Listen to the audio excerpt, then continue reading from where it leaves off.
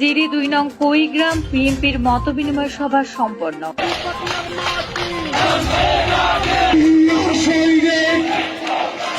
বিএনপির কেন্দ্র ঘোষিত ও বিএনপির ভারপ্রাপ্ত চেয়ারম্যান তারেক রহমানের ৩১ দফা কর্মসূচি বাস্তবায়নের লক্ষ্যে গত ১২ অক্টোবর চট্টগ্রাম দক্ষিণ জেলা বিএনপির নেতা এনামুল হক এনামের কুড়িগ্রাম বাংলো বাড়িতে পটিয়া উপজেলার জিরি ইউনিয়ন ২ নং ওয়ার্ড কুড়িগ্রাম বিএনপির মতবিনিময় সভা সম্পন্ন হয়েছে। অনুষ্ঠানে পটিয়া উপজেলা ছাত্রদল নেতা আবু তৈয়বের সঞ্চালনায় ও ওয়ার্ড বিএনপির সভাপতি নুরুল ইসলাম বাদশা মেম্বারের সভাপতিত্বে প্রধান অতিথির বক্তব্য রাখেন জিরি ইউনিয়ন বিএনপির সিনিয়র সভাপতি জসিমউদ্দিন। প্রধান বক্তা হিসেবে উপস্থিত ছিলেন জিরি ইউনিয়ন বিএনপির যুগ্ম সম্পাদক আব্দুল আলী। বিশেষ অতিথি হিসেবে উপস্থিত ছিলেন ওয়ার্ড বিএনপির সাধারণ সম্পাদক ফরিদ সওদাগর, উপজেলা যুবদলের সদস্য জাহাঙ্গীর, দেলোয়ার সেলিম, ওয়ার্ড যুবদলের সভাপতি শাহ আলম, জিরি ইউনিয়ন স্বেচ্ছাসেবক দলের আহ্বায়ক মাকসুদুল হক রিপন, শ্রমিক দলের সাবেক সভাপতি আলমগীর। এছাড়া উপস্থিত ছিলেন বিএনপির নেতা নুরুল ইসলাম সওদাগর, মনসুর, মাহমুদুল হক, যুবদল নেতা ফরেদ, স্বেচ্ছাসেবক দলনেতা